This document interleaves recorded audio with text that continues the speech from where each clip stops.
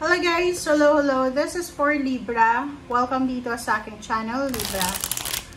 Alamin natin kung anong messages, vibration, gabay, energy para sa inyong lahat.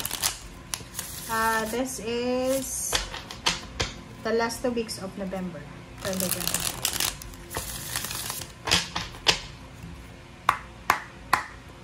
Okay. Libra. First card mo is 7 of Cups, 2 of Pentacles,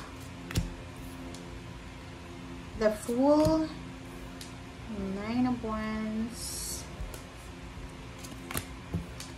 Queen of Cups, 6 of Swords. Alright.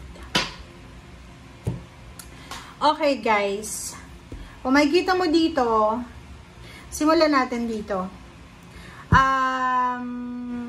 Meron ditong Libra na maybe nagpaplano ka, maybe you're planning to travel, nagre-renew ka ng iyong passport or documents or any government papers, and maybe nag-a-apply ka ng trabaho papuntang ibang bansa, or kung nasa ibang bansa ka na, pwedeng naghahanap ka ng mas malayong lugar, parang ganun.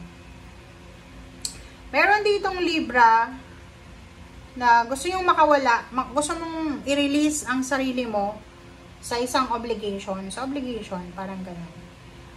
Queen of Cups, sinasabi ng bara sa'yo na if travel ito na gagawin mo, plano mo or ano pa man, sinasabi ng bara sa'yo na sobra-sobrang magiging kalmado, secured, magiging maganda yung takbo ng movement na to. So, halimbawa, kung nag-a-apply ka ng visa, nagpa-process ka ng mga documents, smooth lang siya. Hindi ka mamumroblema. 9 of Wands, Hero the Fool, 2 of Pentacles, 7 of Cups. This is choice and options. Nakikita ko sir dito, isang Libra, ang sobrang pagod na pagod na. Pagod ka na sa trabaho, pagod ka na sa pagmamanage ng pamilya, pagod ka na sa paghawak ng responsibilidad, or kung ano pa man. So, please comment down below, Libra, if you are resonated dito. Kasi kung makikita mo dito, injured yung kamay mo eh. Pwedeng na-injured yung kamay mo, yung paa mo, yung katawan mo, kung ano man yan, because of hard work. So, ibig sabihin, mayroon ditong Libra na maybe nagtatrabaho ka ngayon sa isang company or pwedeng sa isang lugar na mataas yung mataas yung sweldo mo eh. Maganda yung lugar, maganda yung trabaho. But the problem is, mahirap. Maganda yung trabaho, mataas yung sweldo, pero napaka hirap ng trabaho. Anong ibig sabihin na maganda? Maganda yung trabaho kasi maraming mga tao yung gusto yung trabaho mo. Kaso lang, mahirap siya. Tulad ng OFW, di ba? Maraming gustong maging OFW sa Middle East. Pero, hindi man siya, pero napakahirap ng trabaho yun. Parang ganun. Sinasabi ng bara sa'yo na there's an opportunity sa 2 linggong ito na makakapag-isip ka na umalis, maghanap ng bago. Parang gusto mong mag-resign or parang plano mong umalis and maghanap ng bago. Magsimula ulit. Sabi ng Cups, sinasabi ng bara sa'yo, you have the choice and option. Ikaw yung makakapag-desisyon nun. But, warning to sa'yo na bago ka gumawa ng desisyon, especially kung may trabaho ka. May trabaho ka ngayon, may business ka ngayon. Kung may business ka, gusto mong i-sarado yung business mo. Kung may trabaho, gusto mo naman mag-resign. So, bago ka mag-resign, bago ka mag-desisyon, kailangan pag-isipan mong mabuti. Kasi, okay lang. Kung pagod ka, magpahinga ka. Nasa iyo naman yun eh. May choice ka talaga eh. So, sabi ng 2 of Pentacles sa'yo na, just to remind you na once na nag-resign ka, once na tumigil ka, wala ka ng pera, wala ka ng sweldo. Okay? Buti sana kung makatanggap ka ng lump sum of money, like a back pay, last payment, ganyan-ganito. Alright, so let's check.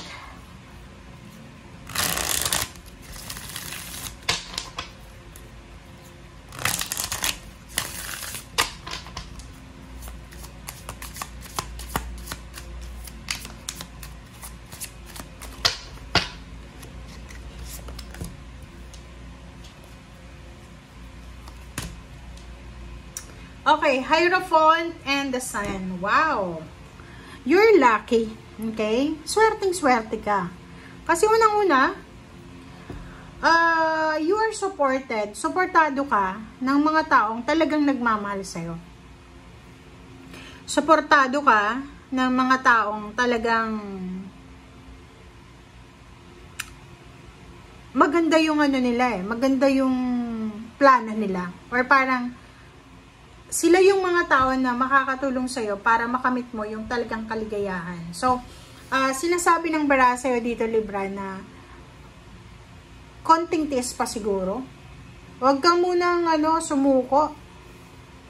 Pag-isipan mong mabuti yung mga iniisip mo na yan, pagre-resign, paglilipat, isasarado mo yung negosyo mo, mag-isip kang mabuti. Okay? You need to think very, very well. Kasi and magtanong ka rin, magtanong ka sa mga Hierophant, sa mga mentor mo, kaibigan, kakilala, kapamilya. Kasi sila ay makakatulong sa'yo kung ano yung gagawin mo. Pagod ka talaga eh. So, yun. Understandable yun Understandable. Meron ditong Libra na pagod siya. Talaga. Pagod na pagod ka sa trabaho mo. Parang feeling mo, yung katawan mo, katawang lupa mo is magkakahiwalay na. Saan ka ba nagtatrabaho? Pabrika ba yan? Hospital, ganito. Courthouse. Sinasabi ng barase dito na meron kang inaalala, meron kang inaantay na balita, communication. Isa rin yun sa kinakatakutan mo. Pwede nag-aayos ka ng birth certificate mo. Sinasabi ng barase dito na medyo nagpapanik ka, baka mali yung mga spelling, ganito. Okay. So, last card tayo. Dito sinasabi ng barahan na ano man ang pinagdadaanan mo sa ngayon, ano man ang sitwasyon na meron ka sa ngayon, Libra, isipin mo na everything happens for a reason. Ay kanya-kanya yan na layers, diba? Like, halimbawa, yung nangyari sa'yo sa past, connected sa ngayon. Yung mangyayari sa ngayon, connected yan bukas. So, kailangan mo daw mag-isip ng maraming beses. Huwag kang magpadalos-dalos. Lalo na yung pagre-resign, ganito, pagta-travel, mag-iingat ka sa pagde-decision. Alright, so thank you for watching, guys. Bye!